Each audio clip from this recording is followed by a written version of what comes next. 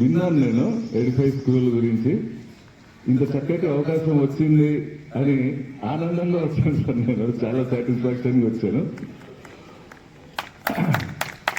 ఇక్కడికి వచ్చి చూస్తే చెప్పిన దానికి చూసిన దానికి ఇంకా చాలా మార్పు ఉంది.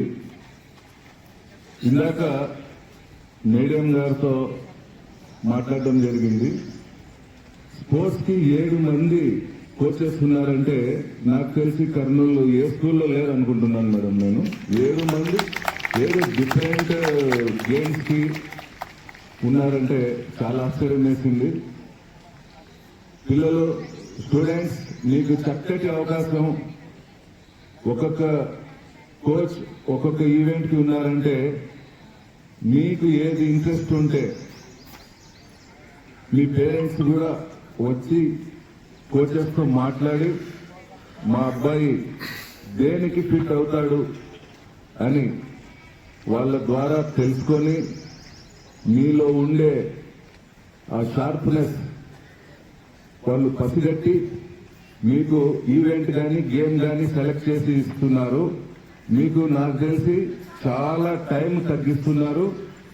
మరియు ఫ్యూచర్లో కూడా లాస్ కాకుండా ఇది 8-9 తరగతి పిల్లలు కొంచెము శ్రద్ధగా వింటే మీకు బాగుంటుంది నాన్న.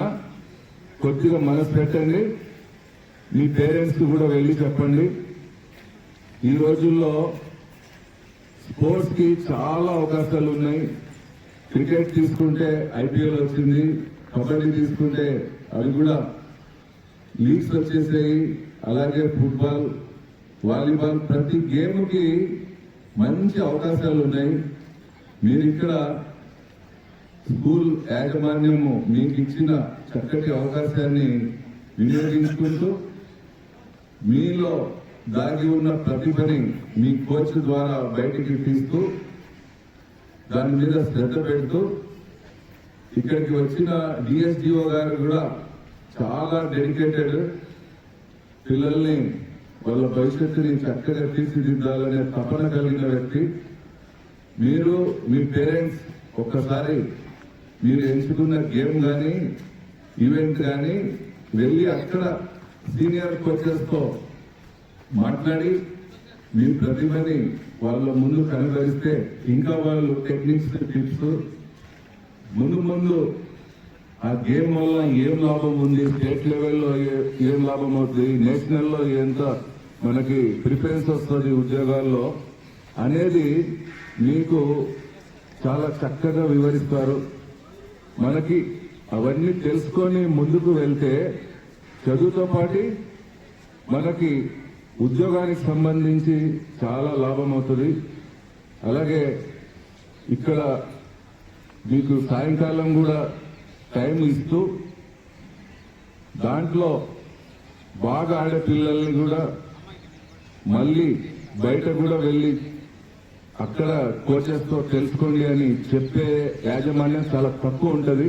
ఎంతసేపు చదువు, ఆ కోర్స్ అయిపోయిందా, ఆ ఎగ్జామ్ అయిపోయిందా, ఇలాగే ఉంటారు.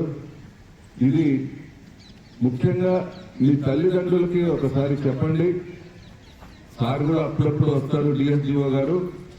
పేరెంట్స్ ఎవరైతే ప్రొఫెషనల్ గా ఎంచుకొని ఆ గేమ్ సంబంధించి ప్రాక్టీస్ చేస్తుంటారో వాళ్ళ పేరెంట్స్ అందరితో ఒకసారి మీటింగ్ పెడితే మేడం, సార్ కూడా వస్తే సార్ వాళ్ళతో మాట్లాడి వాళ్ళ ఇంట్రెస్ట్ ని బట్టి సార్ కూడా టిప్స్, టెక్నిక్స్ ఇంకా గవర్నమెంట్ పరంగా ఏమి సపోర్ట్ ఉంటుందో చేస్తారు.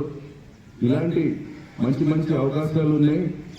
ఇవి కోల్పోకుండా చదువుతో పాటు ముందుకు వెళ్తే మీరు మీ భవిష్యత్తుని, మీ అమ్మా నాన్నల పేరుని, ఈ స్కూల్ పేరుని భవిష్యత్తులో నేషనల్, ఇంటర్నేషనల్ లెవెల్లో నిలబెట్టడానికి అవకాశం ఉంది. మేడం ఒక్క 2 minutes పర్లేదు. నా చిన్న ఎక్స్పీరియన్స్ షేర్ చేసుకుంటాను మీతో. మా అబ్బాయి క్రికెట్ ప్లేయర్. 8 years కష్టపడ్డాను నేను మా అబ్బాయి గురించి. ఫస్ట్ ఒక 1 year చెస్ ఆడాడు 8 years బిలో. బాగానే ఉండేవాడు. కాకినాడలో ఉన్నాం మేము, జాబ్ పరంగా ట్రాన్స్ఫర్స్ అవుతుంటాయి. బాగా ఆడేవాడు. ఒక కోచ్ ని నెలకి 1200 రూపాయలు, ఎప్పుడు ఇది ఈ మాట 2000, 1200 ఇచ్చి ఇంటికే వచ్చి నేర్పించేలాగా చేసేవాడిని. బాగా ఆడేవాడు. అండర్ 8 లో కూడా డిస్ట్రిక్ట్ సెకండ్ ప్లేస్ అలాగా సక్సెస్ అవుతూ ఉంటే సడన్ గా మాకు ట్రాన్స్ఫర్ వచ్చింది. మంచిర్యాల, ఆదిలాబాద్ జిల్లా కంబైన్డ్ స్టేట్. ట్రాన్స్ఫర్ అయిన తర్వాత మా వానికి చెస్ మీద ఇంట్రెస్ట్ పోయింది. అక్కడ వాతావరణం వేరు, కాకినాడ వాతావరణం వేరు. సరే, ఇక మనం బలవంతం చేయలేం కదా పిల్లల్ని. ఒకరోజు వెంకటపతి రాజు, మాజీ cricket player, spinner, talent hunt అని ఆదిలాబాద్కి వచ్చాడు. ఆదిలాబాద్కి వచ్చినప్పుడు వీళ్ళ స్కూల్లో పీఈటీ అక్కడికి తీసుకెళ్లాడు.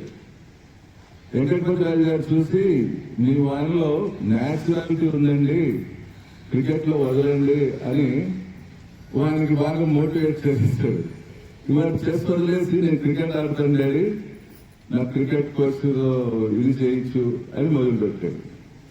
అక్కడి నుంచి స్టార్ట్ చేసి 8 years జర్నీ. నా ఉద్యోగం కూడా పక్కన పెట్టి సెలవులు పెట్టుకుంటూ హైదరాబాద్కి సండే సాటర్డే వస్తే వెళ్తూ అక్కడ అర్షద్ అయ్యూబ్ అని మాజీ స్పిన్నర్, ఆయన కూడా ఆయన దగ్గర కోచింగ్ తీయడం, తీసుకురావడం, ఇలా 8 years గడిచిపోయాయి. కర్నూలుకు వచ్చిన తర్వాత అండర్ 19 స్టేట్ అండర్ 19 ఆడాడు. అక్కడ అప్పట్లోనే 14 లో 10,000 రూపాయలు ఇచ్చేది, వాళ్ళ అకౌంట్ లో 10,000 వేసేది. స్టార్ హోటల్లో అకామిడేషన్, మ్యాచ్ అయితే 10,000 పడిపోయేది. ఇలా ఇంకా నెక్స్ట్ ఐపీఎల్, ఇంకా రంజీ అనే స్టేజ్కి వచ్చేటప్పటికి లెగ్ స్పిన్నర్ మా వాడు రెక్కలో పెయిన్ వచ్చేసింది. ఇంక మాకేం అర్థం కావాలి. క్రికెట్ లో పర్ఫార్మెన్స్ డౌన్ అవుతుంది అంటే ఎంత మంచి ప్లేయర్ అయినా తీసేస్తాడు, ఇంకా తీసుకోడు టీంలోకి. మళ్ళీ పర్ఫార్మెన్స్ బాగుంటేనే సెలెక్ట్ చేసుకుంటారు. అలాంటి టైంలో పెద్ద పెద్ద కోచ్ల దగ్గరికి తీసుకెళ్లాను వాళ్ళని, ప్రాబ్లం దాన్ని రెక్టిఫై చేయడానికి. వాళ్ళు చెప్పిన ఎక్సర్సైజ్ చేయించాము. క్యూర్ కాల పెయిన్ తో ఉంటే, సరే నాన్న ఇంకా నువ్వు డిప్రెస్ అవ్వకు, నీకు చదువులో కూడా నువ్వు బాగున్నావు, బాగా చదువుకొని చదువు మీద మళ్ళీ కాన్సన్ట్రేట్ చేశాను. డిగ్రీ నిజంగా సక్సెస్ అయ్యాడు. ఎస్బీఐ పిఓ ఎగ్జామ్ రాశాడు, పాస్ అయ్యి ఇప్పుడు మేనేజర్, ఎస్బీఐ మేనేజర్. ఇది ఎగ్జాంపుల్ ఎందుకు చెప్తున్నానంటే, నాకు ఇంత ఐడియా ఉండి, ఇంత నాలెడ్జ్ ఉండి, పెద్ద పెద్దోళ్ళు బీసీసీఐ వైస్ ప్రెసిడెంట్ గా తెలిసి ఉండి నేను ఫెయిల్ అయ్యాను. ఫెయిల్ అయ్యానంటే మెడికల్ ప్రాబ్లం వచ్చింది. సామాన్య పేరెంట్స్ తట్టుకోలేరు.